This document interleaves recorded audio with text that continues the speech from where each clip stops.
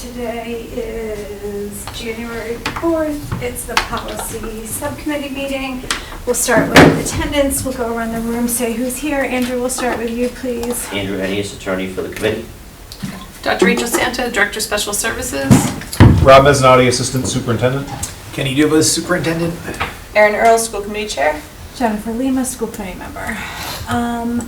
Did everybody have a chance to review the minutes from our last meeting, which was on December 13th?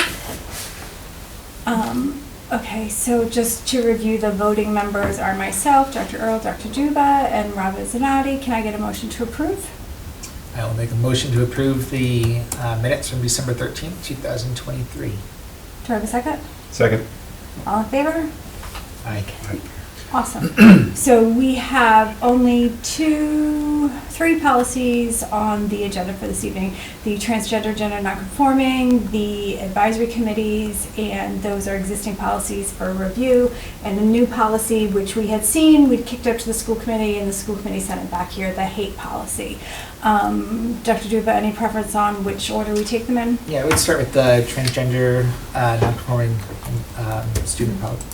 I'm like tongue-tied this morning. Okay. It's Transgender and gender non-conforming student policy. Okay. So there was a red line version in the Google folder. I don't know if people have had a chance to review that. It's basically taking the Providence and Jamestown policy along with some recommendations from our school district nurse, Colleen Schnack, and adding that. I know that Rob had gone through and had a couple questions that he had noted in there as well. And basically what this does is it fleshes out the RIDE guidance that is not currently spelled out in our policy. Okay.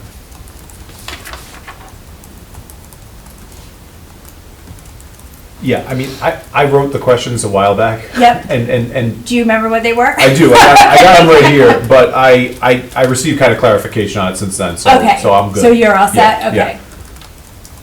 yeah. And thank you for updating that RIAL section. Yep, no problem. So, wait.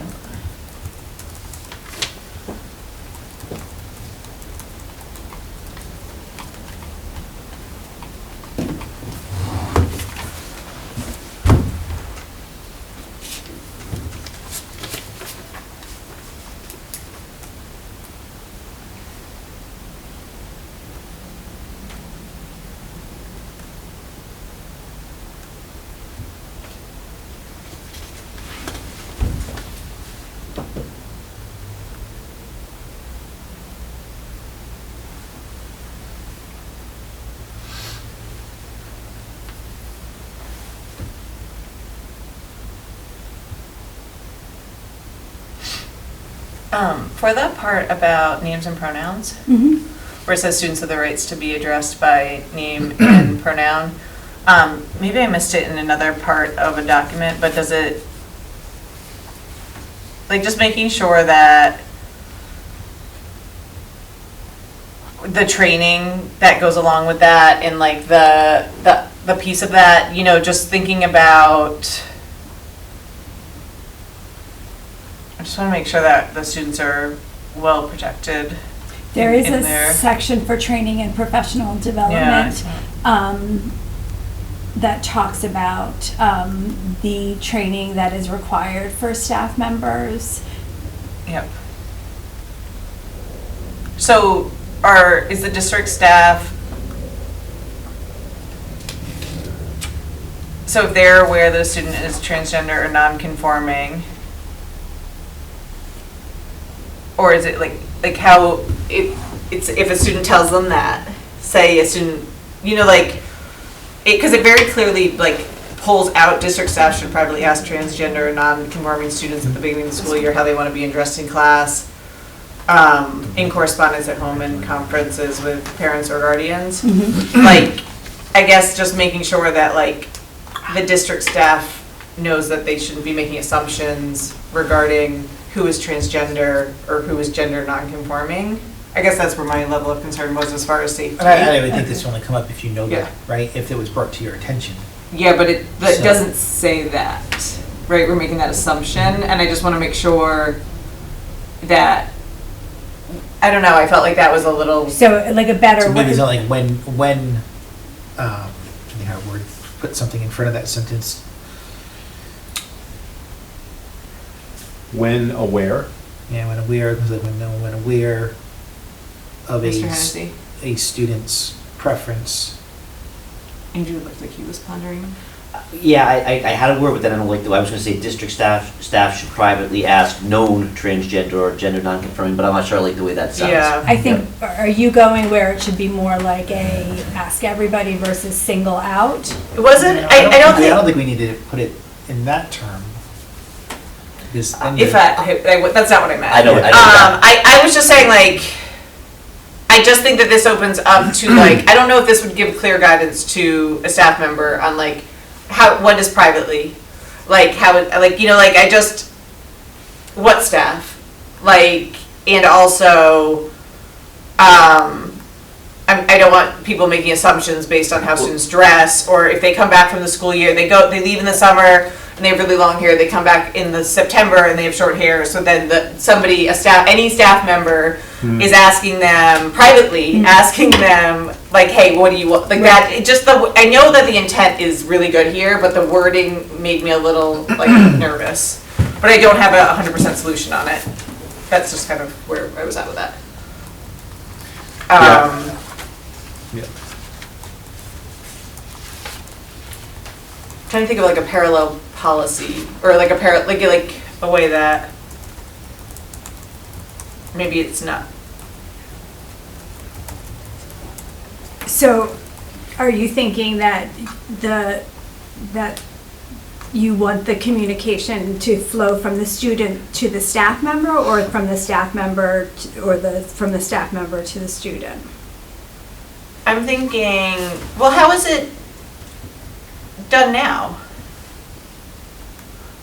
in terms of when you say flow, you Yeah. mean, well, it's always been, it's always been understood that it's up to the student to reveal or let it be known publicly about, gender identity. So really the expectation we would have, I think, would be that a staff member would not assume, would not assume based on anything other than knowing per the student's, own words. Yes, like I was just thinking like, So is, like, I think the way I look at this, the intent of this paragraph is that, like, if a student lets a teacher know that how they want to be addressed, yeah, then. like I don't want to be called Sarah anymore, even though Sarah is my legal name. Right. I want to be called Right. whatever the name Yeah. is, And and that's I'd like to happened be many, referred to many as times. they, them Yeah. pronouns. Oh, Yeah. I understand what it's saying. Yes. Like I understand the intent of what it's saying. So I'm not, what if the I didn't like what if how it the was written. sentence is completely different? That's why I Right? just- And Yeah. and we put, it is important that the Yeah, I school think so too. respects the student's privacy and preferred name.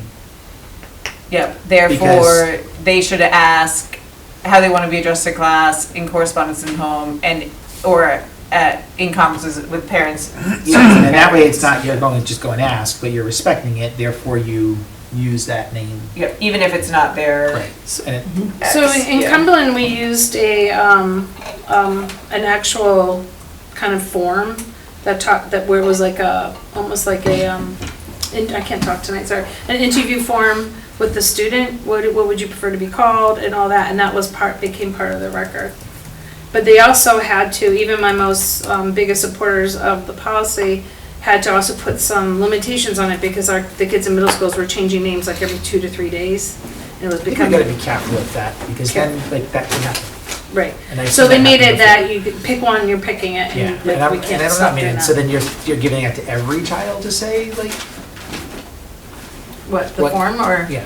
No, that was when they identified Okay. themselves to someone, they would sit down and do this Okay. interview, but So they would that's just- fill With out whom? the information. So usually the school psychologist. Yeah, Or social worker. or their, but either one. like their school counselor or something. Yeah, not usually a guidance counselor, usually a little bit higher Mm-hmm. clinical Yeah. person. Not And then all, there not is- all trans students would be meeting with higher level clinical people though. No, they would do that as part of, what would you prefer to be called, that kind of Yeah. interview part of it, It's nuanced, I think, because there's gonna be some students who don't, plan, and they didn't care. yeah, there's gonna be some students who are just comfortable not having to do any of that and just Yep. being okay with, Definitely. you know, I think, We also have to give students protections though, like say a student says, hey, teacher so-and-so, I'd like to be called X, right, whatever their name, what they would like, and then the teacher doesn't do that. Like, then it's, you know, like that's where I think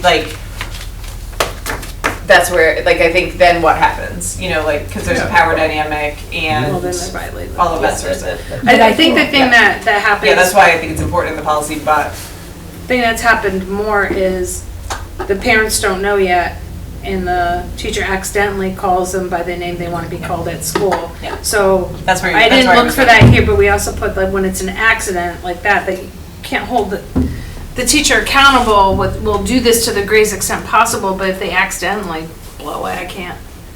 Well, I think that's why this is important, because it says, you know, how do you want to be addressed in class? How do you want to be addressed in correspondence at home? And so I do think it's important to delineate those things. However, if they're in a conference with the parent and they're used to calling somebody a certain name all the time, it's easy for them to accidentally slip. and Yeah, they can use still be the held phone, accountable just- for that. Yeah, I think efforts need to be made to not slip. yeah.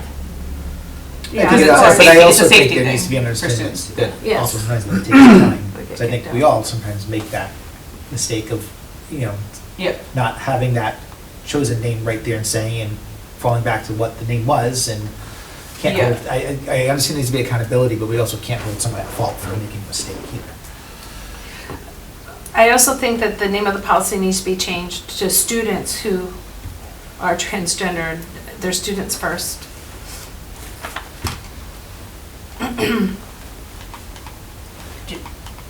Valid point. Did we get that from, That was The just, that was state just Yeah, it's the way the policies. state. it doesn't mean it's Yeah, right, but. Yeah. No, I know, I'm sure you have Yeah. some, but I prefer when it says students first and then who Yeah. happen to be. I don't know, do we write other policy titles like this? Or where we're like, do we have like Oh, a, that's a good question. like I just happen athlete, to- student policy? Like, I think we should be consistent. Students who are athletes. Yeah, Like I'd be curious if Students we're, first. I wanna make sure that we're consistent.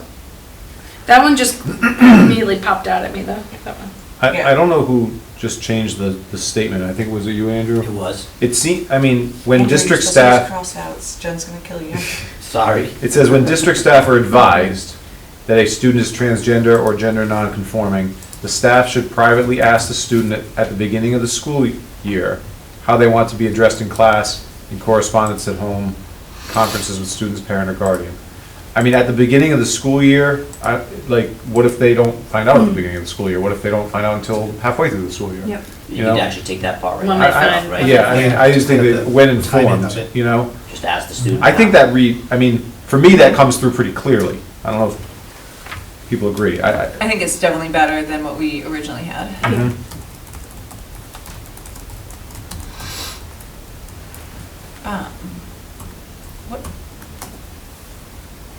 What page are we on? I scrolled to look at something else and now I can't get back to what I was referring to. Never mind, I found it. 5, yeah.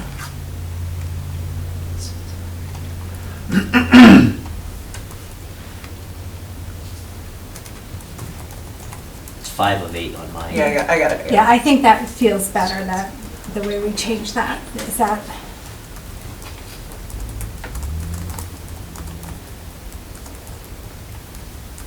Why is it the student's job to say this? Like, figure a student in high school has what, like 8 to 10 teachers, right?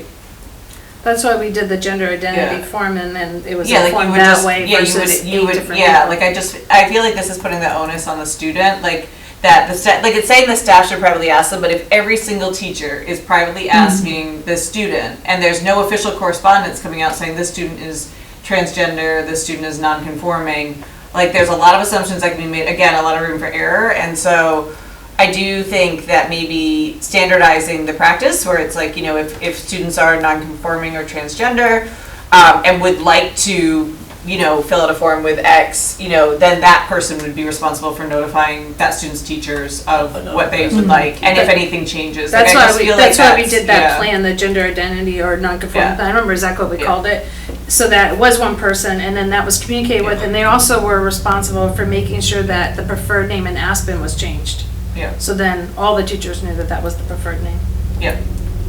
I just think like the less like it just every like then there's a lot of room for like if every single staff person's having these conversations for like what are they like there's just a lot there, whereas I think it could be a little bit more I streamlined. think, yeah, I agree. I think it's hard though to kind of micromanage it too much because every kid's gonna present in a different way in terms of like what they're most comfortable Yeah. with. You know what I mean? So I don't know if we wanna like, I hear you, like I agree with that.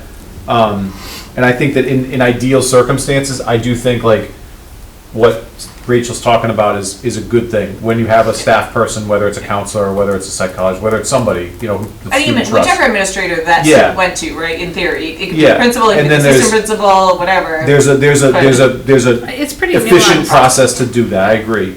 But you never know, individual circumstances can be different, I've seen it with kids where they feel comfortable with certain people instead of others. Mm-hmm. You know what I mean? And so it's like those are those situations where you might have to kind of like adjust a bit.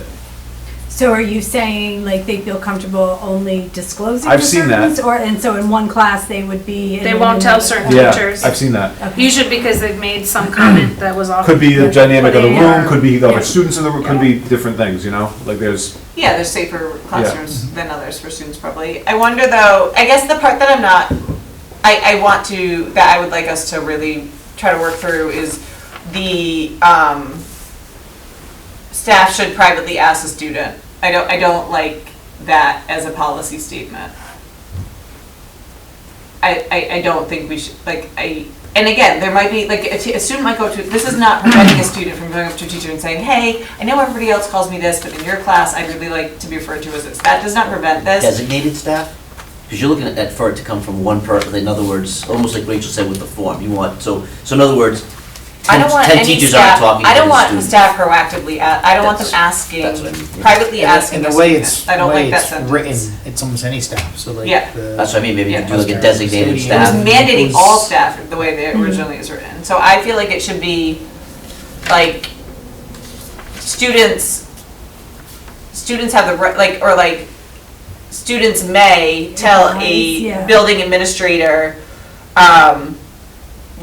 how they want to be addressed, correspondence, whatever, and that will be disseminated to the people that the students would like it to be, something along the lines of that somebody needs to write that sentence like a normal sentence, but you know what I mean, I feel like it's more of that, where students know that they have the right to go to the administrator and say, hey, can you let these 5 teachers know this is what my pronouns are, thank you so much, or hey, I'm gonna let Should it be a people- building administrator or school counselor, but then. school Usually I counselor you find don't that have in every building, usually so- the administrator already- pushes it off to the counselors because they usually just do it. But I think we want to be careful of the language because we don't have a school counselor Mhm. at every level, Yeah. so. I mean, For us, it was a it's also, designated social it's worker also, well, that was yeah. trained in that. Building administrator or designate. Yeah, So at least you I have would a say it that process. way. that's Yeah, right. that's a good way of Yeah. putting it.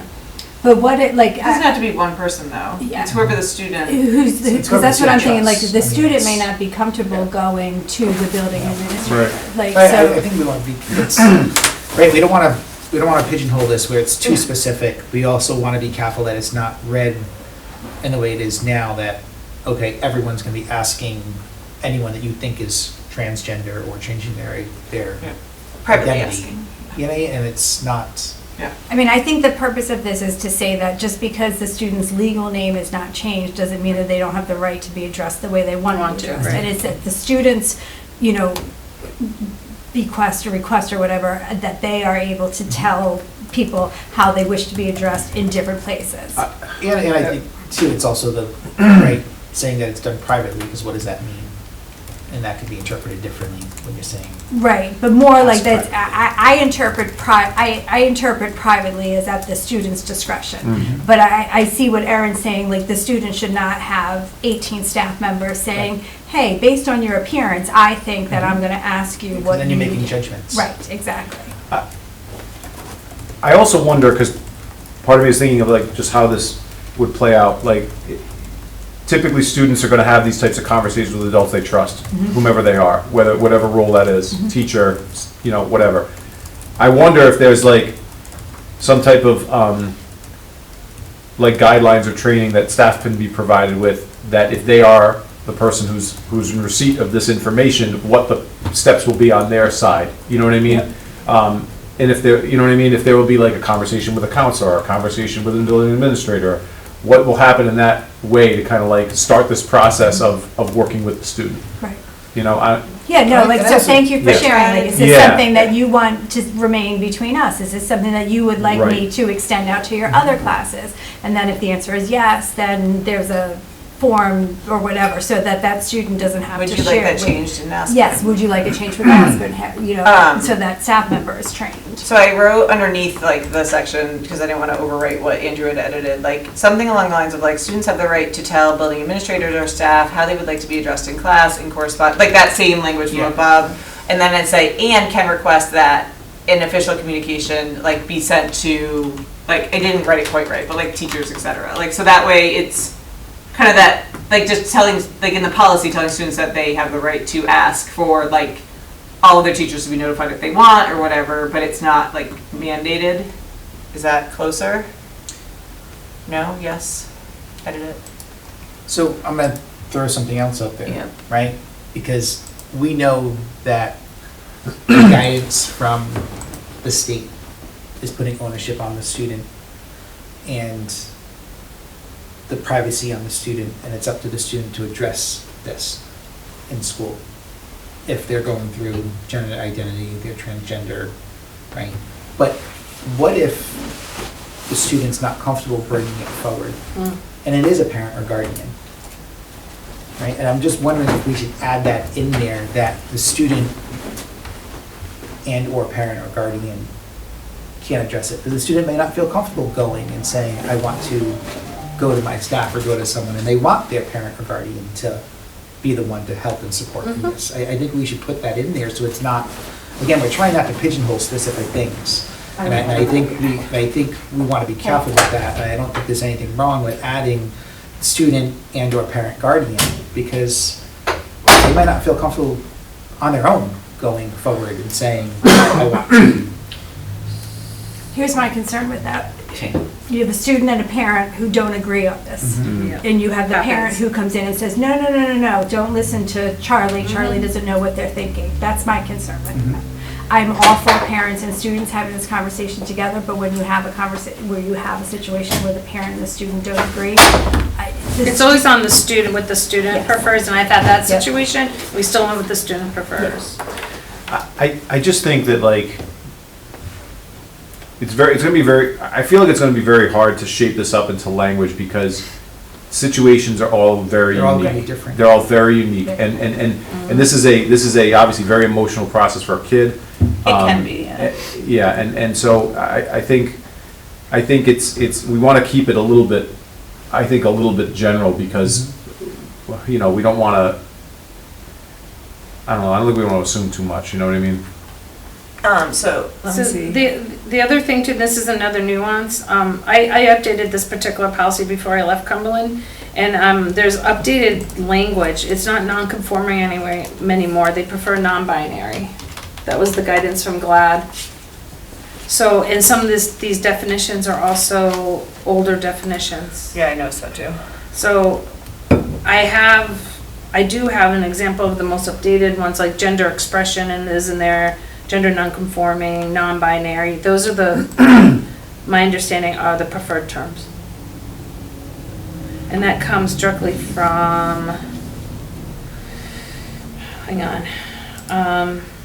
I think whatever we do, we should Oh, reference. it's from the Gay, Lesbian, Straight Education Network Model District Policy on Yeah. transgender and gender nonconforming Yeah, students. I think whatever we Non-binary do utilize for those definitions, referencing it, because it does, they do change often, and that's one that should be looked at often as well, just to make sure that we're, it's like, you know, like we talk about those ones that like annually should be checked, like, because the language does change and evolve, like just making sure that we're circling back on that, but also I think, to your point, Rachel, like referencing the resource that we're pulling it from is So, good. like even non-binary, that's from October 2020, so that's even older, but that did come from that model. It's called a Model Local Educational Policy in Transgender and Non-Binary Students from the GLSEN network. But they had really good definitions, I felt. I've used some educational that. resources from HRC before as well. Yeah, that's a good one, There's- too. There's often have some good stuff.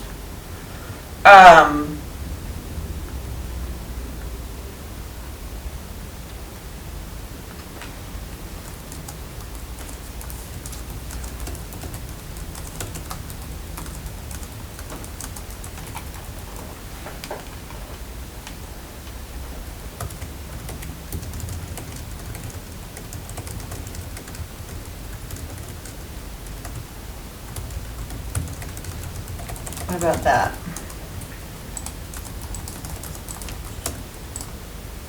That part.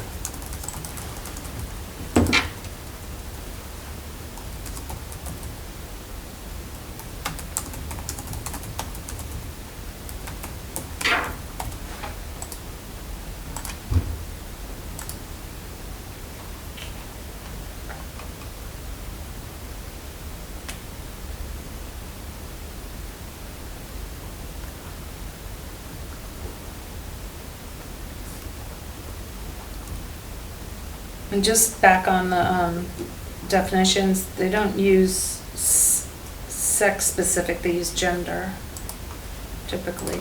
So like sex-specific facilities, sexual rotation is that one, but there was another one. Everything else is usually gender. That's just a little, Yeah, we can update those. yeah.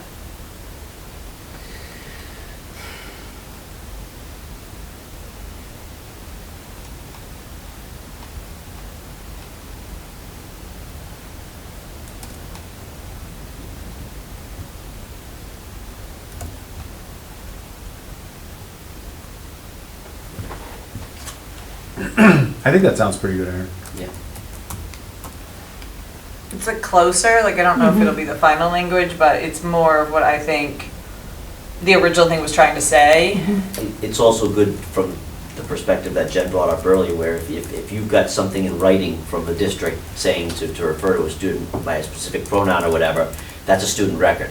Yeah. So if that's, if the parents want to go in and see that, if it's a situation where maybe the parent and the students don't agree, a student may want to say, well, I'd rather not have something in the file that specifies that, I'd rather just, Yeah, I was thinking about that when, Rachel, when you were talking about that form, and I think, I think that form's fine, but also making sure that if the district decides that they want to go that direction, like, in that procedure, making sure that the student understands that that form is part of their record, it can be accessed by their Yeah, it adults. didn't always do that, so it did most of the time, the parents were on board, and they Oh, yeah. actually were participating in developing that plan. Yeah. This is how it's gonna be, this is what it's gonna look like, Yeah. this is how we're communicating and all that, but Yeah. there were occasions when it wasn't like that, and then Yeah. they wouldn't necessarily. Yeah, they don't have to vote for it. They just should be aware of Right. that form is But your you- record, it can be accessed, and if you don't want it to be accessed, we can talk Talk it about through. what that process could look like, et cetera. But there were some really good questions that were asked to Yeah. help the student to kind of think about consequences of what they were saying. It just really helped to form Mhm. an understanding so that we all knew exactly what they were desiring, essentially.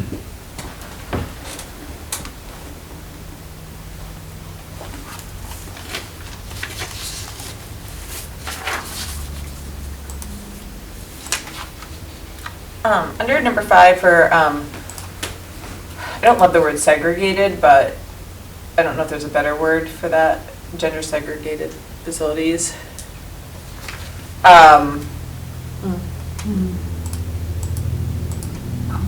Gender specific? I just, any word but segregated. I know what it's trying to say, but it just is not though. I think gender specific, isn't that kind of the same? Yeah. Sounds better than segregated. Yeah. I think that paragraph though makes the assumption that all students have a gender, and that's not the case, so, Non-binary. yeah. How about just changing facilities or facilities?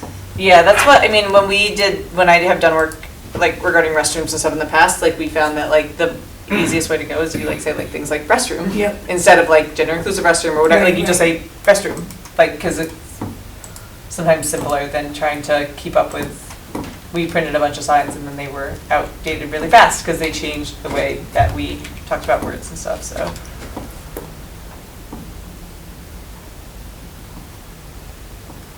Again, though, like, you can't say corresponding to their gender identity. Like, you have to, it's just being inclusive of non-binary students.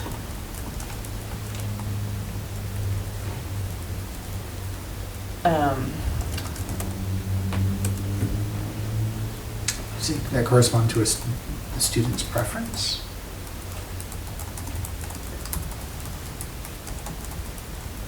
I think.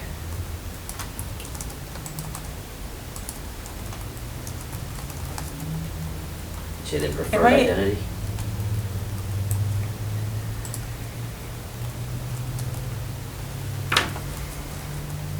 I guess it just, no, I guess you could be, you could say that, because it means not fitting into one of the two like not male, not female.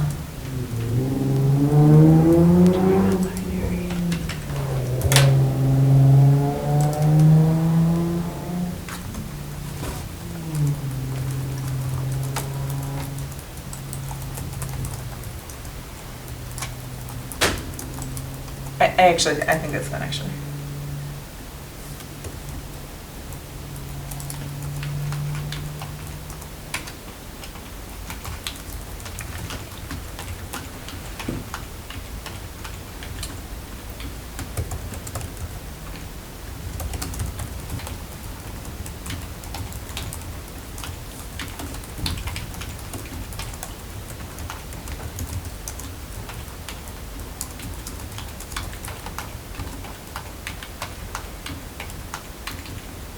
What about gender-specific or gender-designated facility?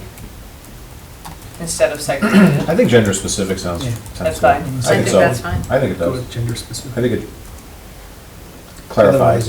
Otherwise, we're then listing all of the places, and we don't want to leave the place out too. Like earlier you said, like just naming it item as restroom change. Yeah, I was thinking like either the word specific or designated, gender designated, facilitated. Designated, maybe? Because it's like, it's a designated female, it's Yeah. designated male, like I think designated is actually better than specific, either is- one, I mean, yeah. Yeah, I think either gets the point across, you know. Jen, you get to pick. Designated. Yeah. Or specific, They're specific.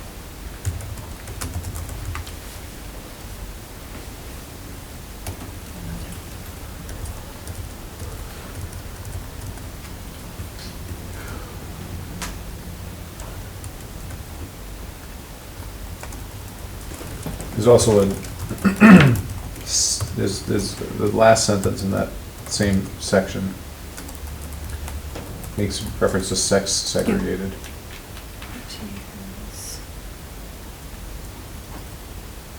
Maybe we just say facilities that are inconsistent Yeah. with their gender identity.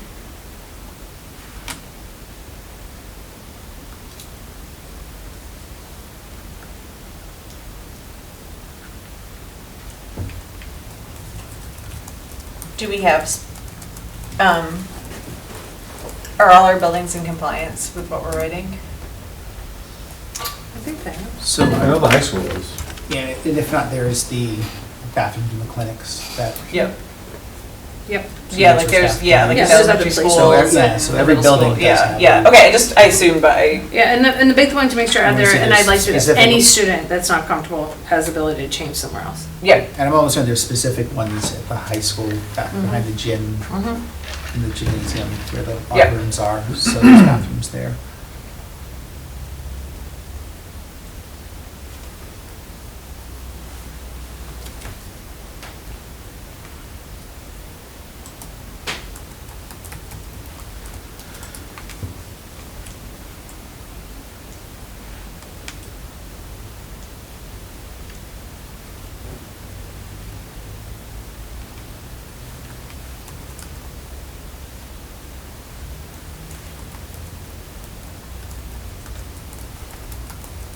So are we in agreement that anywhere where it says like sex segregated, we're gonna change all that to gender designated, or no? I'm just wondering why we, like, what Maybe we is fix there? that. I just made one note and I assumed Jen would fix them. Yeah, genders. Like, I didn't I wanna, thought we said gender specific, right? I put a note saying you Yeah. could pick either Yeah. word and then I would be consistent Yeah. and then I didn't change it though.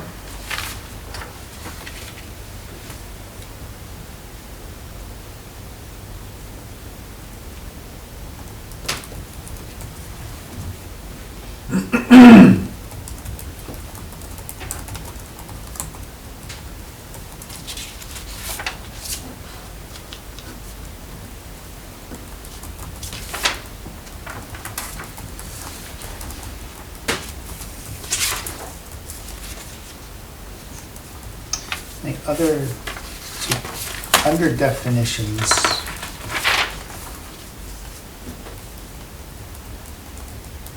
under gender identity, the last sentence, I think we need to reference where it comes from. And I know that was in the other policies and it was in the Jamestown policy and it's not referenced there and I don't know where it came from, but I think we should reference anything that's factual or we're referring to something specific, because it says how children typically begin to understand their own gender identity by age 4, although the age at which individuals come to understand and express their gender identity may vary based on each person's social and familial Yeah, development. we have to cite that. We didn't So- write that. And Yeah. that needs to get, None of the definitions in there. Yeah, I think my statement for that was we need to cite anything, that's whatever we coming from. decide is the standard and the best practice, we'll just cite all of those, because anytime we're not writing our own definitions of things, we should be citing it. So you want to cite you want to cite the source for all definitions?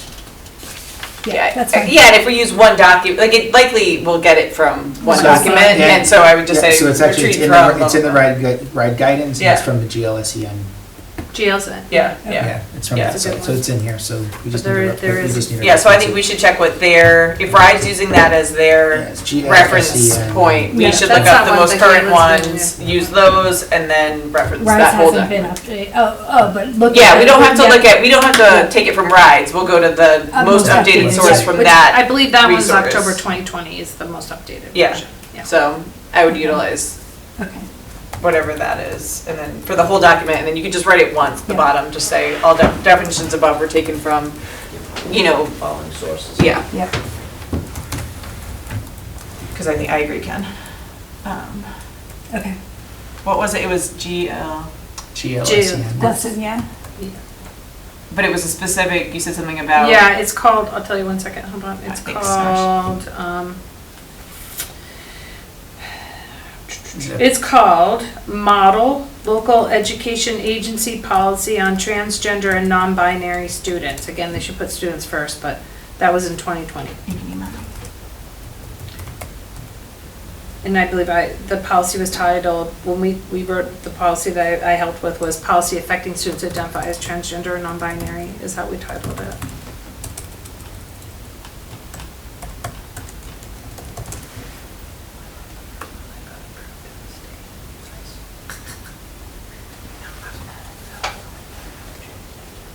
And did we want to change add or change any of the definitions that we have listed in there?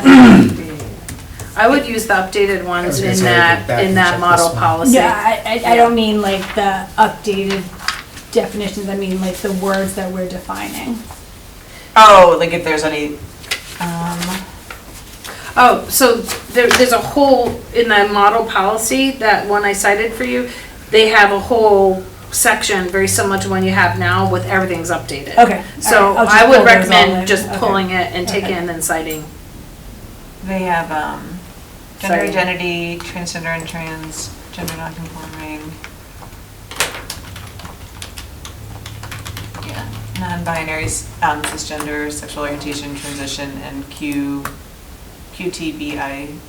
Okay. I'm gonna Yeah. download that model policy and share it. Yep, I have it right here. I Okay, think I okay. actually have that in the. Is that in the um, folder? I think it's in the folder.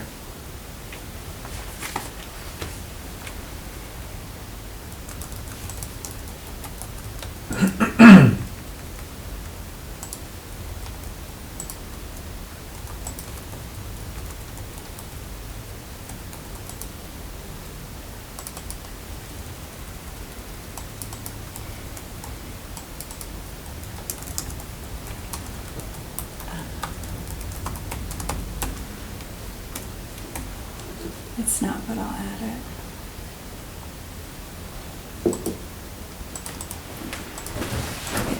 Other questions?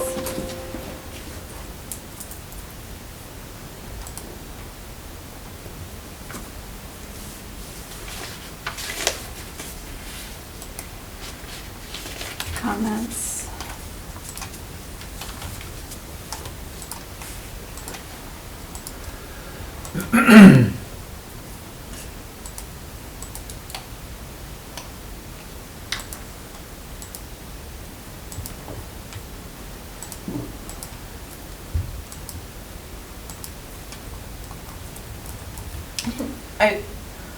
I wanted to go back and look at some of our other policies that we've done recently as far as like philosophy of why this policy exists. Like I thought that this one was a little briefer than some of the other ones that we had done, but like I can send that to you. I didn't get a chance to do that over this meeting. On kind of that piece. So expand the philosophy. Yeah, maybe a little bit.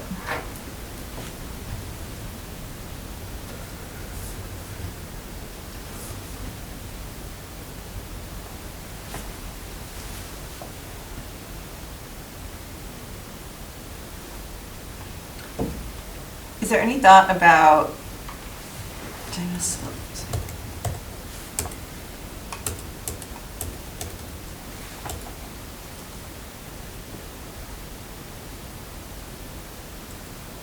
I was just trying to think of how this policy relates or is connected to the like anti-harassment and bullying policies.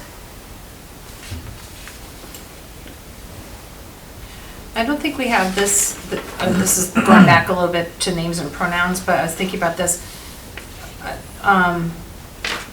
I don't think we have something that says like the intentional or persistent refusal to respect a student's gender identity, for example, intentionally referring to the student by name or pronoun that does not correspond to the student's gender identity is a violation of this policy.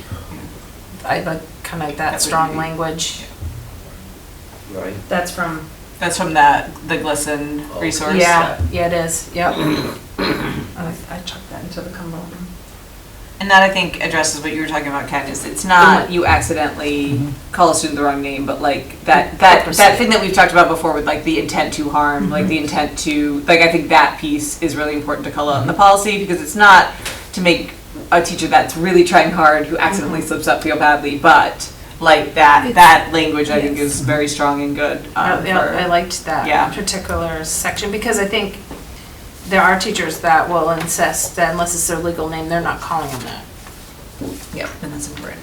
And then you can call upon the policy. Mm-hmm. I've had that. Yep. And then usually followed up with, you can't make me. Mm-hmm. Yes, we can. Do we have the specific language from there that we can use? Yeah. Do you want me to? Here, why don't I share this with? Well, I mean, even just maybe Are you in the Cumberland one or are you in the I'm in the GLSEN Cumberland one. Yeah. just like copy into the comments of the Yeah, red line policy. I can do that. That's particularly liked that. I also like the privacy and confidentiality statement in that one was pretty good too. Of course it's the same. I'll put it right in. Comment.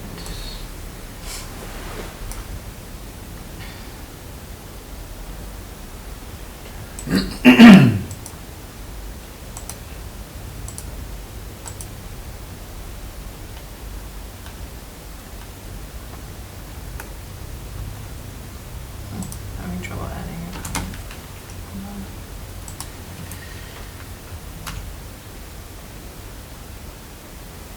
Does Cumberland have sailboats on all their policies? Probably. They're the Clippers, you know. I did not know that. Yeah, the No, Clipper that would have ships, never yeah. happened in a million years. You would have been like, what's their mascot? I would have been like, no. Clippers. I didn't know that either. You did, yeah. Nope. Cumberland Clippers. Yeah. Yep. Is it a boat? Yeah, clipper ship. Huh. That's why they have that clipper ship on there. I still say we have the best nautical mascot, but Skipper.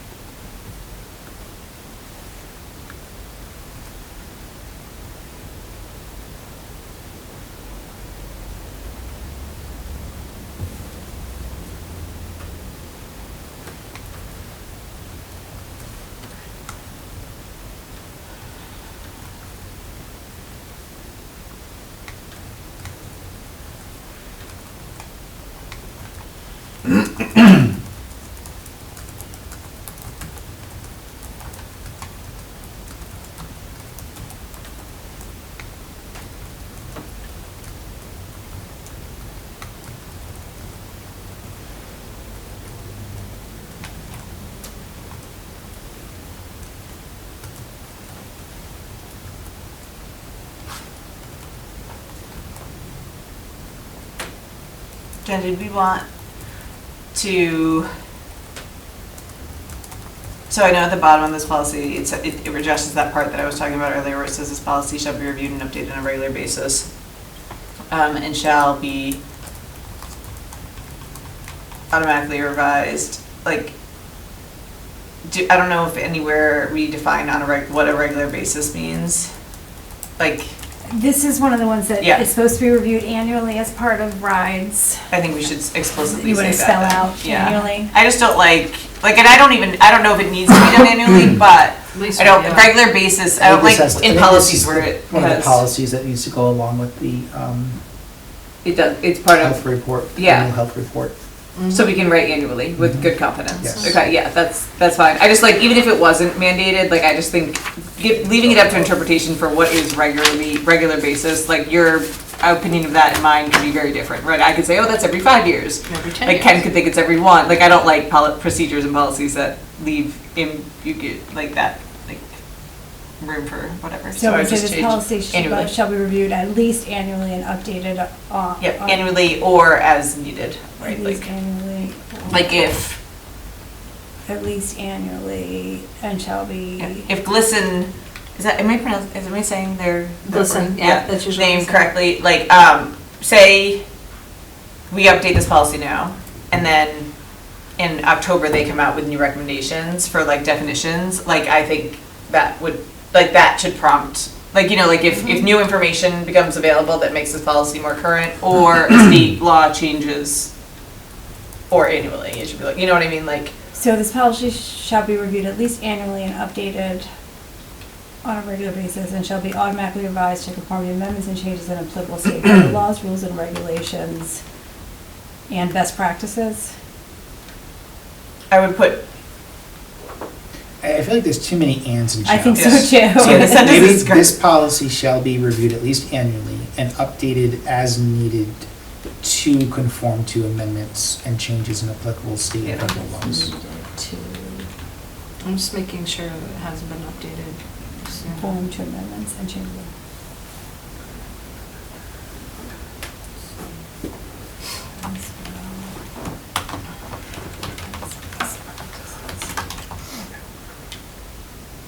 Yeah, the most recent one is that number 2020. That's So true. just double check that, yeah.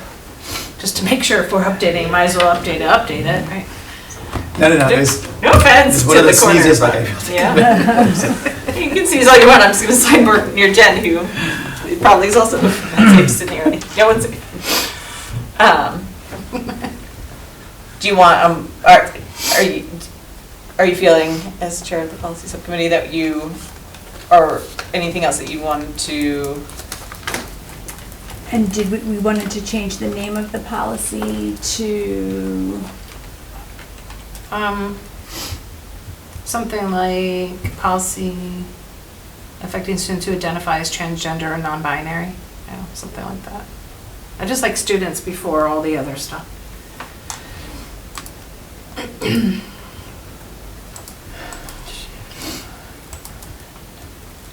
just want to look at our other policies.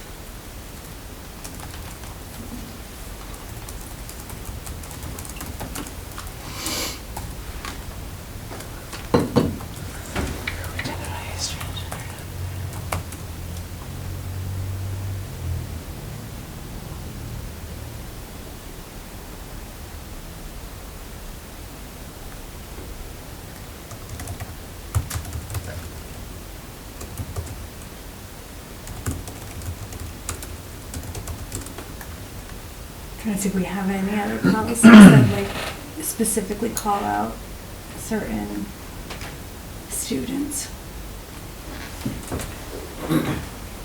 just doing a Google search too, and it's like a lot of the policies start with transgender, I know. gender expansive student policy, transgender, non-binary student policy. I think just because grammatically. It sounds kinda- better, yeah. but No, but yeah, I just always feel student should be the first part. well, I also think like, I like how. It's like that's, person first thing. I like how the Cumberland one, students who identify as, like, I think that instead of like, because if not, you're taking it, it's the same as, To make it more students, neutral. yeah. Well, yeah, and it's part of who they, it's not, I don't know, it's a better grammatical way. Less of a label. Yeah, Yes, that's, thank you. right. I'm Some trying to- transgender kid, it's the. Yeah, Identify students as, who right. identify as. So students who identify as transgender.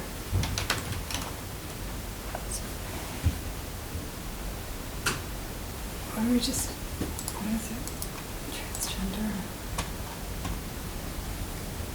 Andrew, are you able to see what the National School Board policy is? Pull it up right now.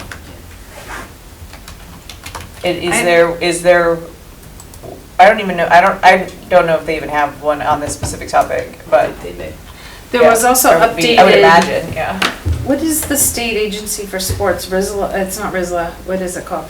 Rhode Island. Rhode Island In Scholastic. Interscholastic League, they also had updated their policy and put more of the onus on the district. Yeah, it's linked, I think that's linked in here, right? It is, well, it's referenced. Yeah, it's referenced. I find that, Yeah, that's the part you updated, right? yeah. Yeah. Because it talks about identifying and all intents and purposes, they should Mhm. play that gender sport for the season and not Mhm. switch back and forth or something, in general.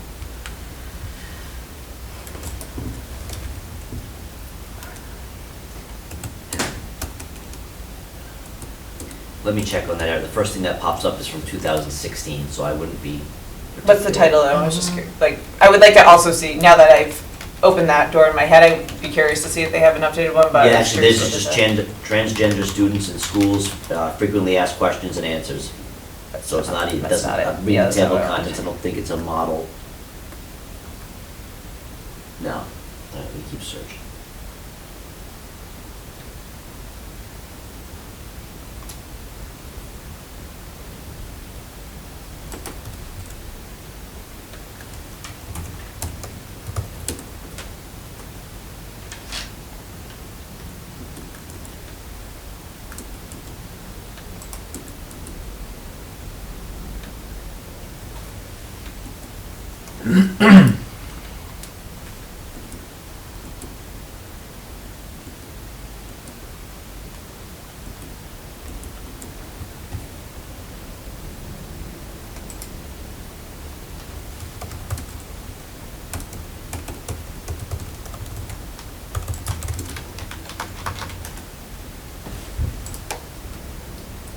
I was trying to see what Massachusetts. Could you do, policy like, is.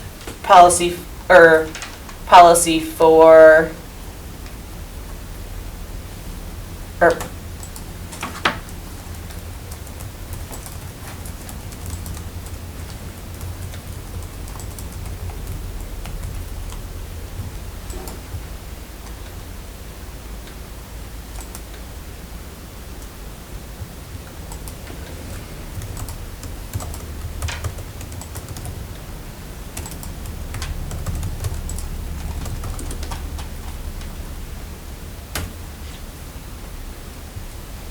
I mean, if we're going based on Gleason, they're calling it I was just gonna say the transgender same and thing, non-binary, that's- transgender and non-binary students, so I say we go with that. Yeah, I was just gonna say the same thing, like that's what as their model policy. I think we're trying to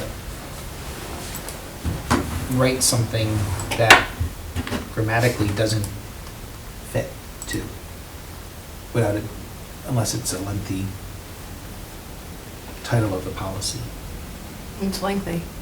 You know what I mean? I- It being- I- yeah, it's weird And I know though, where you're because we coming from, don't. put student know- first. yeah. Our Title IX It policy doesn't- isn't like It doesn't. policy, like doesn't students who grammatically have been sexually assaulted policy. Like that's not how we write policy titles, so I don't know, I I think would- it's I weird that would- we're writing this one like that too. I Like, I think we just could do use something transgender different. and non-binary student doesn't, like, you know what I mean? Like all of our other, like, non-resident students, like resident students, like they all are, we don't have many that like call out, Yeah. but they're all, Yeah, they could all be, like, I hear what Rachel's saying though, but also I don't even know if, like, this policy is a policy to help, like, protect a subsection of our student population due to, like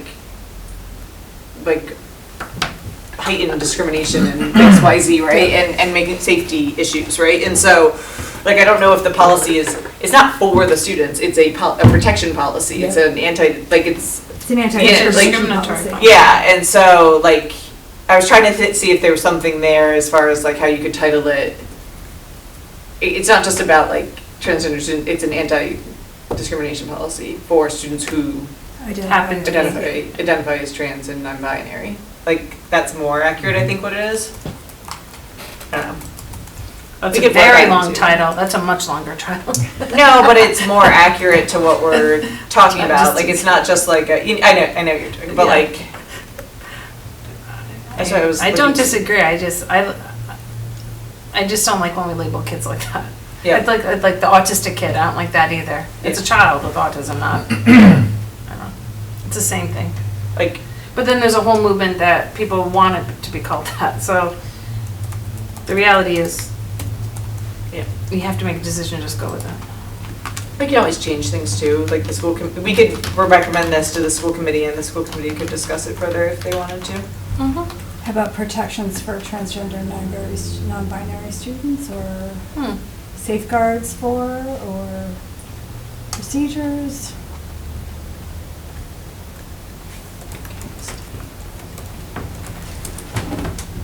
Not really a procedure. I'm looking for like a parallel.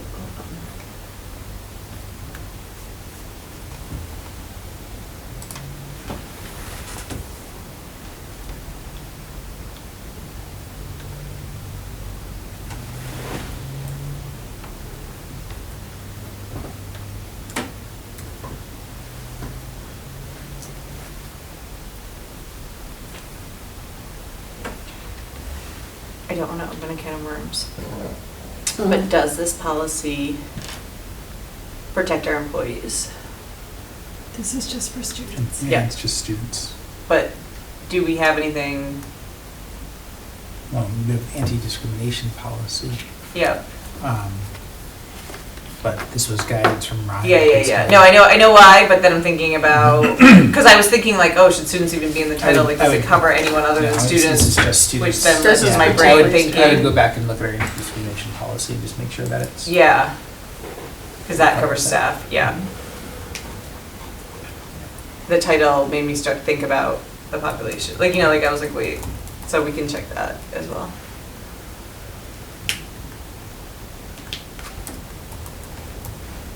Because like I would recommend like something about, I was just looking at like our non-discrimination and anti-harassment policy, like it doesn't specifically call out students in it, but then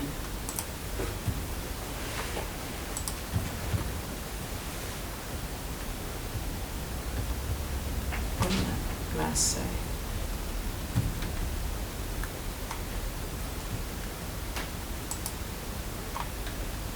I would say that we move it forward with transgender and calling it just transgender and non-binary students, and then, In discussion, we could We point that can, out yeah. and talk through it with the committee. yeah. And we can also do some research maybe before that.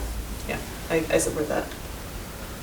So, based on what I gather from this conversation, we've said that we want to update it to, aside from the changes that we made in the document, we want to update the definitions to reflect the most recent version from the Gleason model policy.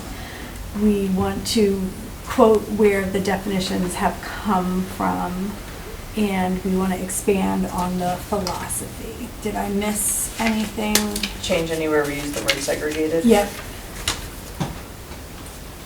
think that was it. And then we made some other changes in the doc. Did I miss anything?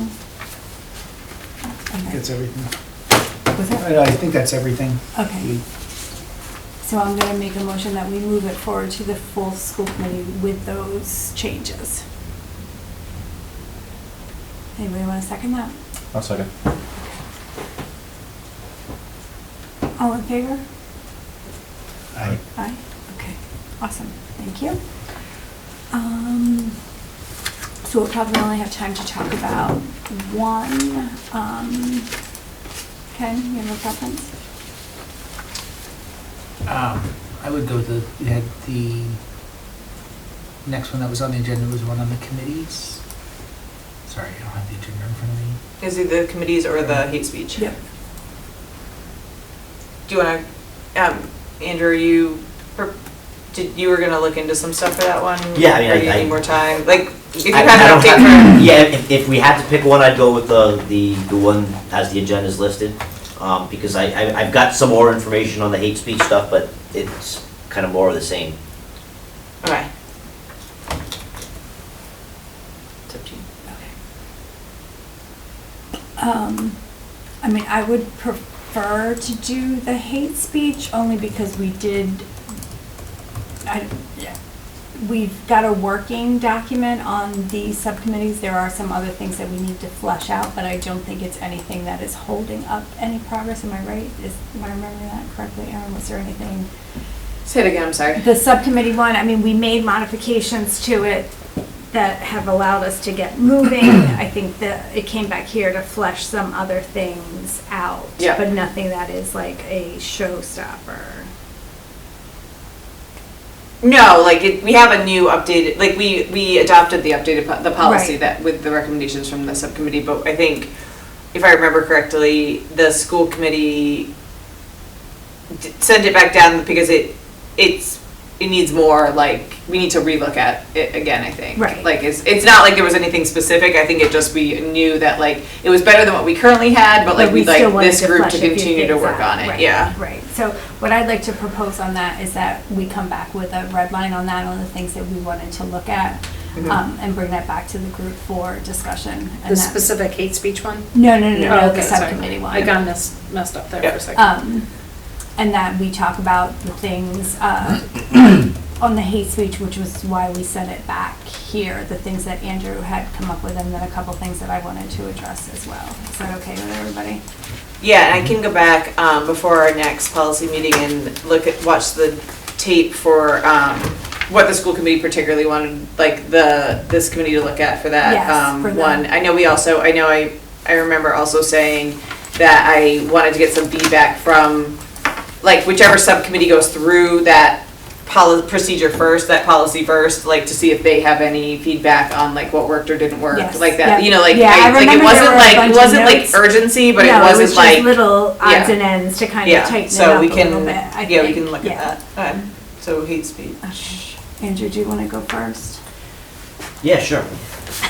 Yep, I just pulled it up. So I think at the last policy subcommittee meeting, I was asked to just kind of do a little bit of research to see if, the legal ramifications of a policy like this. So one of the things I did is I sent an email out nationally to my colleagues about this, a hate speech policy, sort of what have your experiences been, what have you seen? I got about 7 or 8 responses back. To be honest, most of the responses were not in favor of these kind of policies because they brought a certain, I don't want to say litigation, because I searched Westlaw, I did a fair amount of litigation, trying to find things, and there are free speech cases and everything. I didn't find much that was, okay, here's a case specific to a hate speech policy. But I think most of my colleagues throughout the country that responded, suggested that you deal with this sort of on an as-they-come basis. You know what words constitute hate speech, don't necessarily have to have a hate speech policy. I did get a few, Oregon, which I think is one that you had, I think that one woman had said that the Oregon Department of Ed had passed a statewide policy, and there hadn't been any implications from that she was aware of. But that's also, that would be a kid to ride saying, hey, you have to have this. That sort of insulates the committee as far as, okay, we're going to follow a ride mandate, or we're going to follow a Department of Ed mandate. So that's why I said I really don't have anything concrete. I will that's say that the general consensus of the people who responded were that, that they felt you could address this differently. Differently in what way? I think through your typical policies, a discipline policy, sort of if a student says something that's disruptive to the educational environment, you don't necessarily have to have, I'm paraphrasing what their thoughts were, a hate speech policy. You can simply say, the words that you used, disrupted the educational environment, we're going to discipline, we're going to do restorative justice, whatever it is. The one person who responded in some substance talked about things I think that we actually talked about at the last policy subcommittee. Well, what's hate speech? And then sort of used it in the context of what we're seeing, overseas right now. If someone supports Palestine, is that hate speech against Israel? And they just pointed those out as potential issues as to, what is hate speech? When does it cross the First Amendment line? That sort of thing. So, like I said, I wish I had been able to find some court rulings that said, hey, this policy is good, this policy is bad. I didn't come up with that. Very unhelpful, I know. No, and the reason that the school committee, and I think I made the recommendation that we push it back down here is I'm very much a supporter of the First Amendment right, and I want to make sure that we are really doing our due diligence and putting something in place that is not going to accidentally, flip the other way. I did, in that one conversation that we had, Andrew, we were talking about that. What's the word that you use about,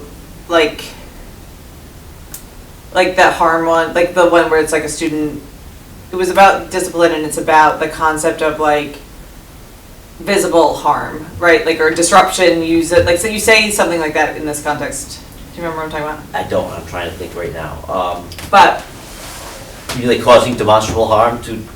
Yeah, or disruption in the building or something. It was disruption, it was that one, educational environment, yeah. Yeah, and the one piece that I can't wrap my head around on just leaving the issue and doing nothing is that say somebody at school uses the N-word or they use a discriminatory LGBTQ thing, and in the classroom nothing happens, right? But the student that was said it to or whatever, internalizes that, goes home, and that doesn't mean that it doesn't have an impact and it didn't do whatever, and so that's where, and that the student didn't want that to have harm, you can't always see that, and so I didn't. So in other words, there really isn't a disruption, in your example, yes. There isn't necessarily a disruption to the educational. Yeah. Well, but it doesn't mean that harm wasn't done, and it doesn't mean that there was intent for harm. Yeah, no, but I do think that's actually a good point. I wasn't viewing it so narrowly, again, it may not disrupt the classroom, but if someone said something to a student that caused them distress, that's disrupting their educational environment, by the way. So, I think you could couch it in terms of, it doesn't have to be, the whole class is in an uproar, but if you, and you look at the Title IX stuff, right, it's not just disrupting the educational environment, but it's some kind of conduct that prohibits me from being able to participate in the educational environment, makes me uncomfortable being in the educational environment. So now maybe I skip that class. Now maybe at the next day I go to the bathroom instead of being in that class. Well, that's actionable. Yeah. Right? That's affected a student in such a way that they're not accessing their education, or they're upset for their well-being, or that's all actionable. So do we currently have a policy that say you find out those students not coming to school, and you find out it's because students in their class were using the derogatory F term, that LGBTQ F term, and that's why. Do we have something that would allow us to hold, that's what I want to make sure is that, I can in check our policies. I can check, but I'm pretty sure we have we have language within student handbooks that sort of And again, I think the thought was you can probably put that into a number if it's repeated. Maybe it's in the bullying policy. Maybe it's it's in the anti-harassment policy or anti-discrimination policy. Even if it's not repeated, if it's something that makes the person uncomfortable and is based on gender or something like that, then you could probably action it through one of those policies. So I did some digging into what the ACLU has said about stuff like this, because I agree, free speech is super important, but I think when you start to focus in on things like this, it's tricky. Yeah. And the one thing that the ACLU stressed is how real change comes from addressing the underlying causes that come from this. And they said they really encourage raising awareness around bigotry and its history and things like that. And most of their suggestions that they had on this were geared towards college campuses, not towards the K through 12. But some of the suggestions were applicable. And I think that they're like, I'm not comfortable, like, not addressing this in some way, shape, or form, but I think incorporating some of their, like, educational, Are you doing a proactive policy versus a proactive reactive policy versus a reactive, or combining the two, because I'm not convinced that, like, that just saying, like, okay, this is bad is enough, but, like, they talk about, like, incorporating in their policies, like, you know, saying that, you know, we cultivate an environment that is, you know, like, actively, like, you know, speaking out against expressions of racist or transphobic or, like, homophobic speech, you know, that we will react promptly to things like that, you know, and that we will, you know, intensify efforts. You know, I found another policy that's actually like hate-motivated behavior versus hate-motivated speech. You know, I know that there were some questions that were raised about, like, what is a protected class and what isn't, and concerns about that. And, you know, I think it's important to recognize that, you know, a protected class is anybody that's being targeted for, you know, their race, their ethnicity, their language, their disability, like all of those things. It's not defined by any one particular bucket. It's, but if, like you just said, Andrew, if you're being targeted because of this or because of that, And made you to feel then uncomfortable or yeah, unsafe, you then there's an become issue. that protected class. It's not a defined thing. Yep. It Yep. changes based on the situation. And, you know, no one is excluded from this policy if they're being targeted because of one of those reasons. So this policy wouldn't be just to protect one particular class. It protects everybody if you're being targeted because of one of those things. And I think that it's important that we as a district are saying that we don't condone and we won't tolerate. Is that a policy though, or is that like a resolution or something? I think it's a Yeah. policy, I really do, Yeah. because I think we know that it's happening here in this district, and I think that we need to be, you know, very clear in saying, like, it's not okay, and this is what happens if you do it, and not only is it not okay if you do it, but, you know, we are gonna be proactive about, you know, being intentional about trying to educate and raise awareness around it, and this is what happens if you violate the policy. Andrew, I always, correct me if I'm wrong, I always understood protected class though to be like a legal definition that includes certain. Well, if you're into like the anti-discrimination, the federal statutes, correct. That's why I think you have a number of different, I'm trying to think how I want to explain. I mean, you have a number of different policies, and I'm not suggesting that you don't address it here, but I think generally speaking, the concept is if a group of kids or a kid is, for lack of a better term, going after or, you know, really making another student upset, whether it's physical appearance, protected class, whatever it is, you know, classroom performance, whatever it is, to the extent that student now feels unsafe or threatened or uncomfortable in the school environment, then it's actionable. Right, but I think, Rob, like, what I'm trying to say is, like, race is a protected class, right? So Yeah. if somebody's being targeted because of their race, that falls under the hate speech auspices. So if they're being targeted because they're black, that's protected. But if they're being targeted because they're white, it's the same thing. So my point is that it's protected class is not defined. Okay. You're only protected because you're black. That's not true. You're protected if you're Yeah. being targeted because of your race. It doesn't matter what that race is if you're being targeted because of it. I mean, Okay. correct, Andrew? Yeah, I think so. What you're saying, yeah, you've made race the issue, no matter what the race is. Correct. That's why you're targeting this person. Yes. That's why you're Yes. harassing, Right. annoying, Right. bothering this Yeah. person. So that would be, in my opinion, covered by the anti-discrimination I was gonna say, and policy that we Or have. anti-harassment. Anti-harassment, Yeah. but, and I'm not dropping the Yeah, issue, I'm no. just trying to circle of what's the best way and I to, think it might be in there, and so Codify. if we look, it is under section 3 prohibited conduct, so is there something Where that were you now? we're missing? I'm back On the- on the anti-harassment new policy. anti-discrimination harassment policy. Talks about discrimination based on protected characteristics. Because I also harassment wonder based if on there's protected something maybe in characteristics. here that could be added to that policy. And then also what you're saying about like the culture piece, Jen, if the school committee wanted to, you know, like there could be like tight, like making that policy a little bit more specific, and then also It's under prohibited conduct. having a state, like having, yeah, and also we know we're working on the district. Vision thing. Where Equity vision can, statement? where are you, Yes. like, this says we All I don't could have, all I had was discriminate vision of based the on- graduates, like I Right, couldn't yeah. get that word out of my head. But hate speech says if you are using these words or you are like the thing, then you are in violation. Like it, because I think in this policy, it's just saying that we don't discriminate based on race, but it's not actually saying. But I think if you're using hate speech towards a race, that's discrimination of race, which would go back to this policy. It is, yes. I had a little bit, and I haven't been part of all the discussions for this may have already been brought up, but I had a little bit of a problem with the part of this policy where it says no curriculum materials may be used that contain racial epithets, because I think that's gonna take away a lot of things written by Mark Twain. Without the permission of the superintendent. Oh, okay, Yeah. maybe I didn't see that. Yeah, that is in there. I don't see permission. Oh, I see. Yeah. Because the other thing, even like Eli Wessel's Night would Yeah, have no, things, and you know, that's why things that that- are that's why considered to be that's- good that literary section is in and there. are impactful. Okay, that was my concern.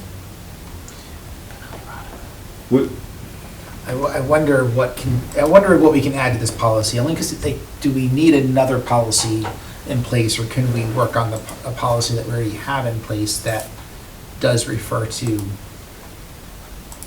protected characteristics?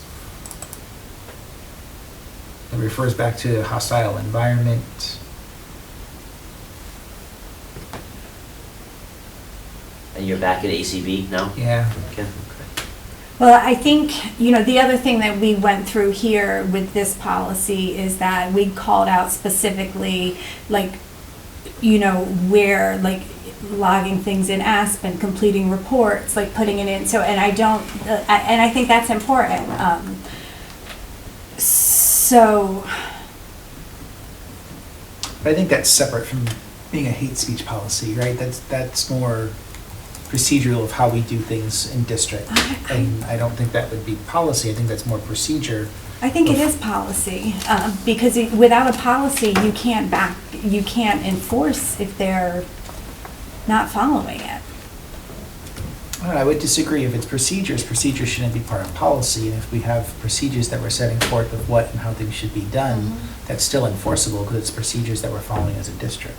Yeah, but in theory, that should be happening now, and it's not, so. But I think it's because it's something that we need to train and. But does it Bring back really to need to be people's- said? I guess that's my point, like, it's not, it's, the current policy is not covering this behavior, so is the policy ineffective, or is the execution of it? I think it's a training that we have to do with all of our staff and administration. I And don't think you need- students also. I don't think you need a policy on that. I think it's more expectations and putting those expectations forward Yeah. and follow through of that. I don't feel that the current policy follows what I'm looking for. I'm one vote, but I just think that that policy is very broad, and this is more specific. Just curious, like what specifically do you feel is being missed in the other policy? Well, like right now, like if a student is using the N-word to another student, right? They're getting suspended or whatever, but there's no education component around it. I feel that's something that should be happening. When the discipline records are being compiled, the N-word's being used repeatedly. That shouldn't be happening. So I will Is say that that, we can go back to, because that was something we discussed at admin council. Correct, but names that- that came up as an But issue, so- something, it's a concern that we need to. Yep.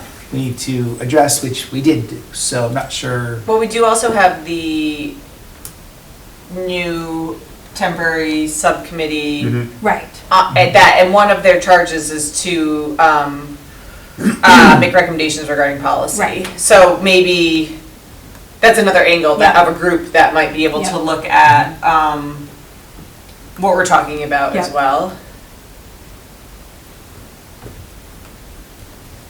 Going back to Rob's original question though, other than that discipline piece, because I think it's actually one step farther than what you're saying. Like right now we're saying if you use the N-word, for an example, like at someone, Yeah. right? I would say like it actually impacts culture and it impacts everyone, even if you're just using it in general. Yeah, I like if it's agree. not a directed thing or the F word Yeah. or whatever, right? So specific language in school buildings, even if they're not saying it to someone, you. yeah, Yep, is still I agree. impactful, Yep. and that's different, and that wouldn't be covered under non-discrimination, I don't Right. think, would it, Andrew? Like, if you're just in No, because a there's classroom, Yeah. saying like the N-word, not like at someone, but somebody, just like, then you know, yeah. like just talking and saying it repeatedly, but when you're telling a story, where does that land? Well, I mean, to me, that's making somebody in the classroom uncomfortable, I'm sure. I don't know that it would be discrimination pointed to a student, but it's clearly inappropriate behavior and discipline, you know, So where does that land though in like, in a policy. I was probably like a handbook or But just a I would go student. back and say, is that policy or that's expected behavior? It's like, what are the Yeah. behaviors that are expected in our schools and our classrooms? We're here to promote a positive culture, a positive learning environment. yeah, When someone's using that type of language, they need to be addressed. And that's up to the adults in the building to address that and say, that's not appropriate. That's not how we talk to people, that's not how we refer to people. Like, we're done. Like, you know, like that needs to stop. Like that, to me, that's more classroom management, right? It's expected behaviors and then what our expectations are of how we're gonna treat others. And I don't know if that's specific policy, but more about conduct and expectations and. And I think you're 100% right, but the issue is without a policy behind it, when that's not happening, there's no way to say you are not doing what you're supposed to be doing. I mean, in a perfect world, there's a policy and you never have to point to it because it's not happening. But without the policy, you can't say to somebody, hey, you're not doing this because there's nothing, you can't point to something and say you're not doing this because there's nothing to point to.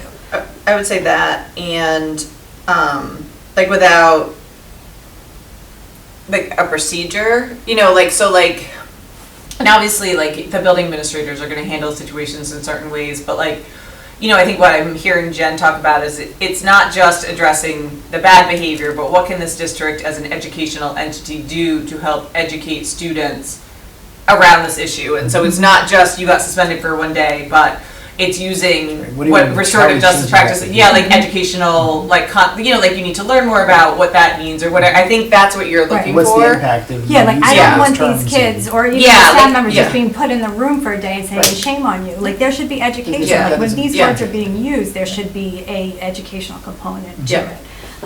And that should be part of our policies that we obviously we don't condone it, but that we are actively seeking to engage a culture that is not condoning this and that, you know, we want to provide, you know, resources and teach you why you shouldn't do this. I think what this sounds like, you know, that I've heard from our students and I've also heard from students in other places is like, what are kids saying when the adults aren't around? You know what I mean? What are they saying when the adults aren't around? And what is acceptable versus what is not acceptable? Because a lot of times that's what you hear from students. I've heard it from our students, where there's things that kids say in different contexts, sometimes athletic contexts, sometimes other contexts within school buildings, where if we ever heard it, if any of us ever heard it, if a teacher ever heard it, it would be like immediately, like absolutely not, like no. But there is this, like you just to kind of reiterate saying, like this culture of, oh, it's fine. You know what I mean?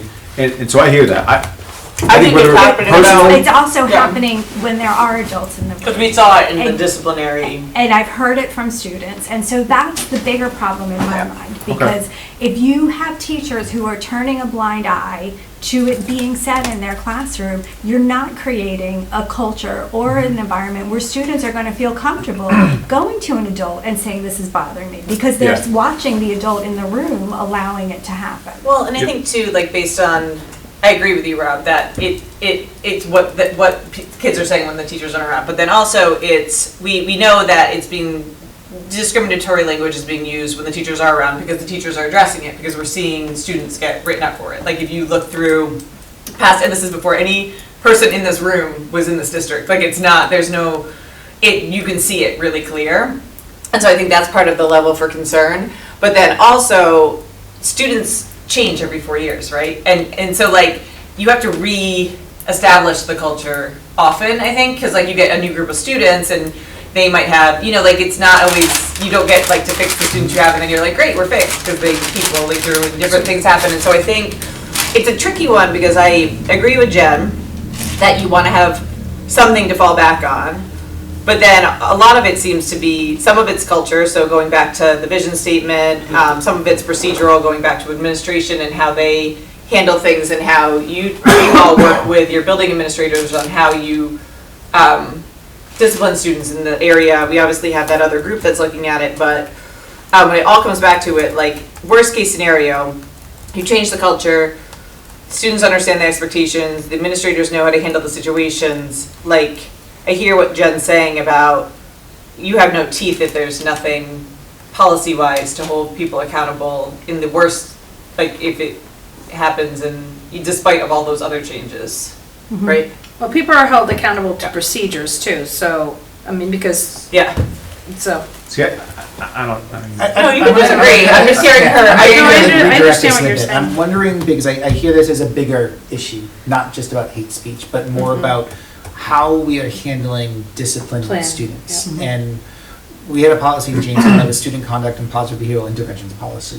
And it was all about how we're handling all of the conduct and behaviors of students. And it was more about restorative justice and what we're doing and less about suspension. And I'm wondering if we relook at our student conduct policy, tie in what you're talking about, and also bring and highlight the fact that we need to really be looking at the education of what we're doing and look at that policy and tie this into it along with the training that needs to go into this and the education that needs to go into teaching students to change their behavior and not just a consequence. Well, so that's what that subcommittee is going to do, right? Is- Well, that's that's the what goal. we look at behavior. I'm just wondering Yeah. if that's where that all gets. Yeah, and I think tied that into. Yes, and that's missing the piece that is racially motivated, Mhm. sexual orientation motivated. Like, it's not just an all discipline issue, it is specifically Mhm. focused in these areas, and that doesn't address that. Mhm. It only, I mean, it addresses it in the bigger picture, but that's kind of. It could, Well, though. but I'm saying we could be specific, you know what I mean? I think that's the way to tie this in into that policy and specify, those areas. what would success look like? What do you think? Like I hear Ken. What do you like? I will reserve judgment. So I think it's more the application and whether or not, how we're disciplining kids, not necessarily, it's not necessarily about the policy, it's more about what happens when it's actually occurring and how do we shift culture.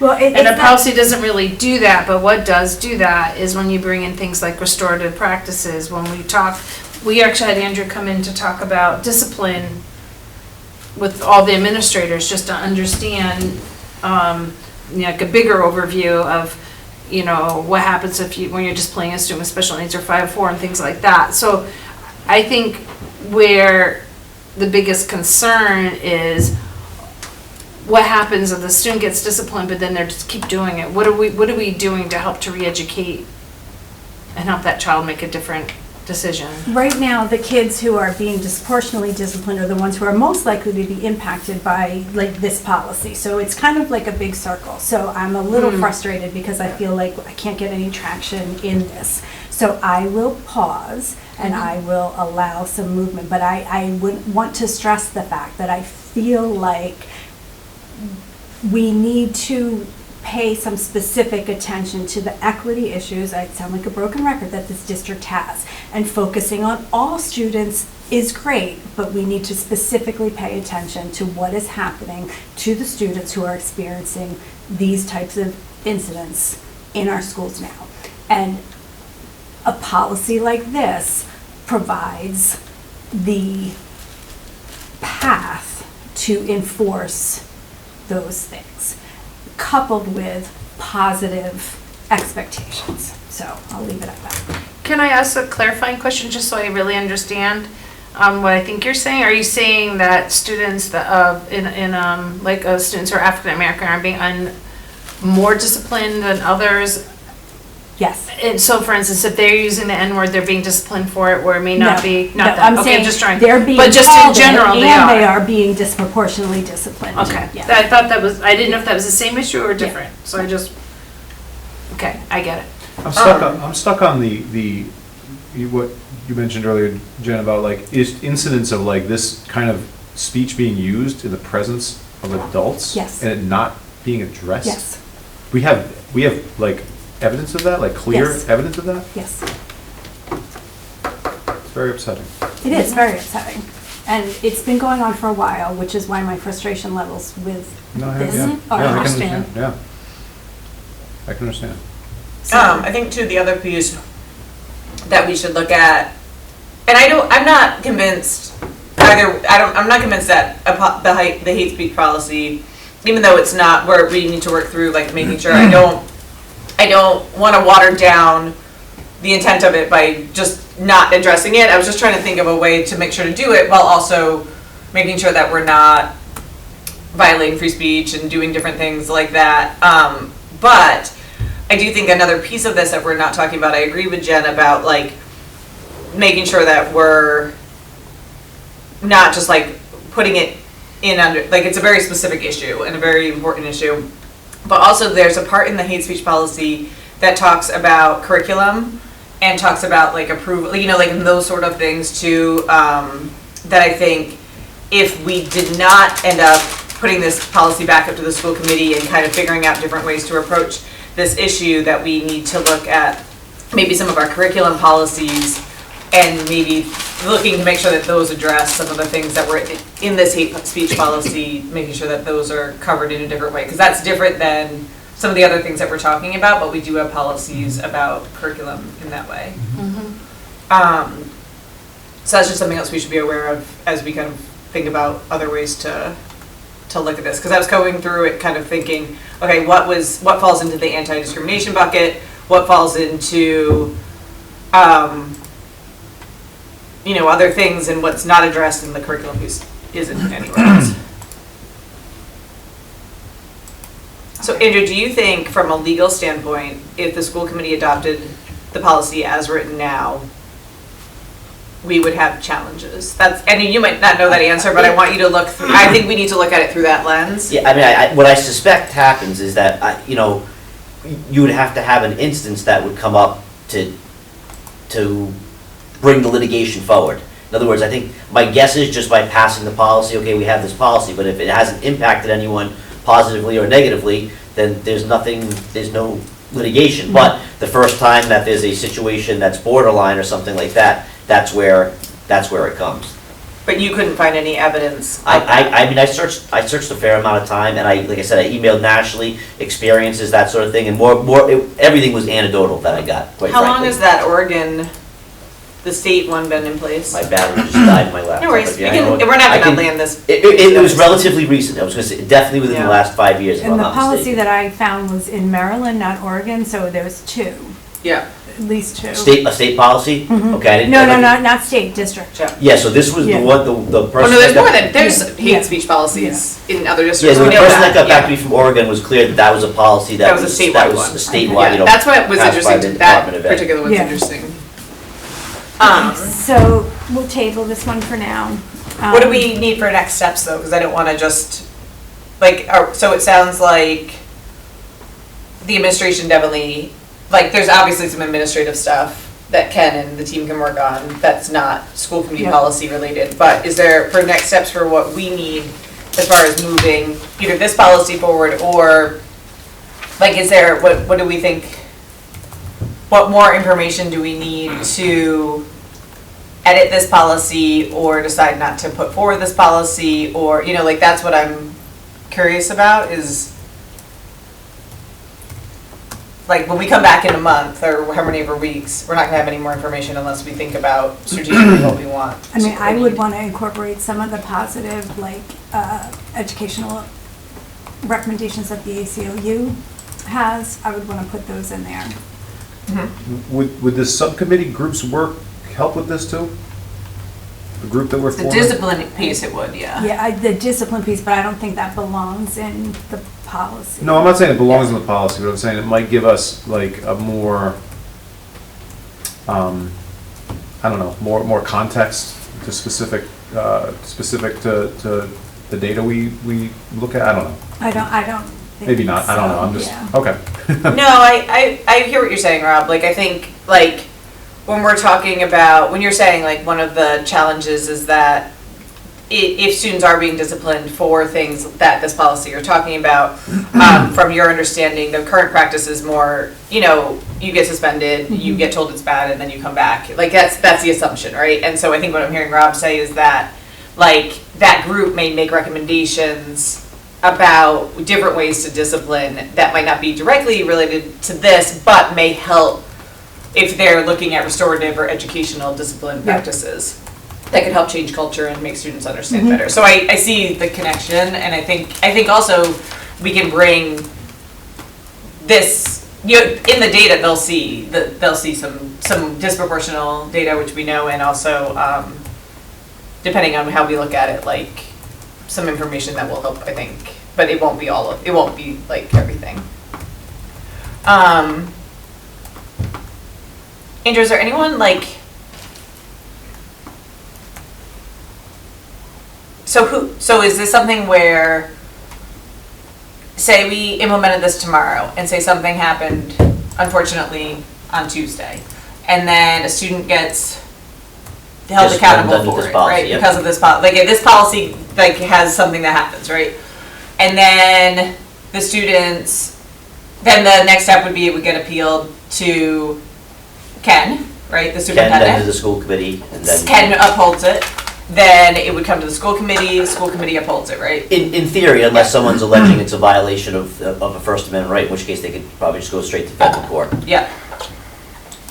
I was just trying to think of whose eyes we could get on this. No, like, is it worth running it by RIDE? Is it worth, not that I want to complicate things, but I'm trying to make a productive policy that protects the district and also protects students. Like, that's where it would end up, right? And we're not aware. It could, again, depending, different ways you could challenge it. If they're challenging a suspension, let's say it's that, then it would go to RIDE. But if they're challenging the constitutionality of the policy, then it would be, federal court. Is that like Attorney General land? Is it? No, that's past Attorney General land, that's US. Well, I know that's past, I meant like, No, like we're paying. who could Candyland. advise, I'm trying to look Yeah, for expert advice on this policy and how to make it productive, is what I'm asking. Yep. If we're not finding we found some national benchmarks, right? We found Oregon, Maryland, different things. And I'm not at all guaranteeing this will shed any light on this at all, but the lawyer who runs the Council of School Attorneys, who's through the National School Board Association, she's great on email. Let me email her and just ask, maybe this is something that didn't necessarily come across their website, but she's dealt with before. They do, they monitor all that stuff. Let me email her and see if she's got any someone advised the suggestions, state of thoughts. Oregon when they were creating theirs. Like, there's no way a state would adopt something without. I just pulled something up on my phone, but before I send it to you, I can barely see it on my phone, so I want to make sure it's the right thing. It's like a fact from the Oregon Department of Ed. But Anything else that people would think is helpful, like Ken, from an administrative standpoint, where I just think we need to know the legal ramifications of us putting a policy like this in place. I think some of this really could be procedural, it's training, it's teaching, it's how we're gonna uphold stuff in the district. what about, like, on the other side, like how you're getting opinions or thoughts from your administration on it? Like the folks that would actually implement it and hold it up to get their thoughts on I if they think think they it's were good, all, bad. I think most of them were concerned with the way the policy was written. Is that an official statement? Like did you talk, like Yes. you talked about it at a meeting with them and showed them it? Did you have specific areas? No, I think they were just concerned about how we can actually put it in place and be able to enforce it. Yeah, could you So- quantify that feedback so that we can, because I'd want to make edits based on that if that's the case. You know what I mean? Like if they're like, oh, this would be really hard, or this sentence Yeah. would, like, I think that would be helpful in working through like a difficult, like, policy. Like, I want to make, like, that would be an important piece too, I think.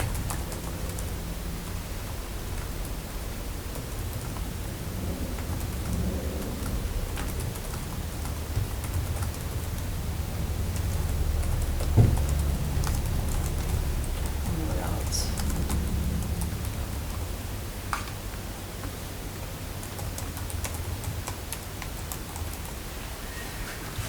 Are there any legal cases where, I wonder, Andrew, could you look into if there's any legal cases for like employees being suspended for using, like I know there are in higher ed. Yeah, there definitely are. Yeah, but I wonder in K-12, Yep. like how that.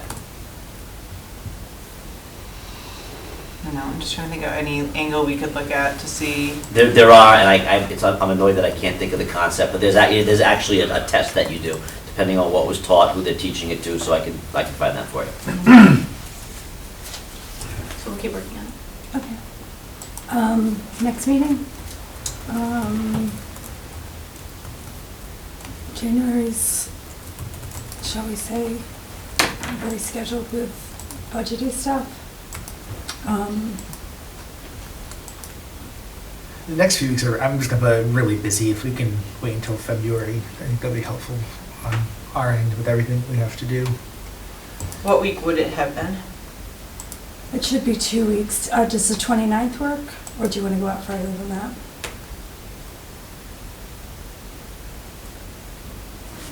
Wait, hold on.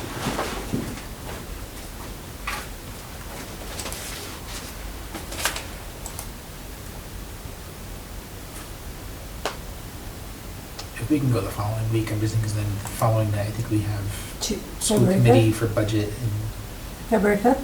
yes. Does that work for everybody else? Hold on one second.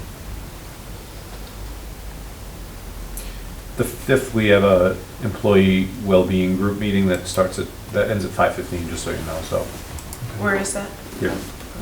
So 5:30? Yeah, Yeah, that'd be good, because I have safety care training with DA until 5. so 5:30 would be. So I'll be good. wearing yoga pants, just. So 5:30 on the 5th? Yep, Does that work for you? Excuse Both my of you casual though? attire already. Exactly, that works for me. Yeah, okay. Well, if you come in wearing a sweatshirt and that. Andrew, does that work? For you? Andrew, does that work for you? Yeah, it's fine. Aaron, are you good with that? Yes. Okay. I'll make a motion to adjourn. Can I get a second? Second. Did we? Huh? Sorry. Yeah, we motioned the transgender one. We did, Yeah, yeah. okay, yep. All in favor? Aye. I just wanted to make sure we did Sure. I want No, no, something I know. productive, like I we get gotta do something somewhere.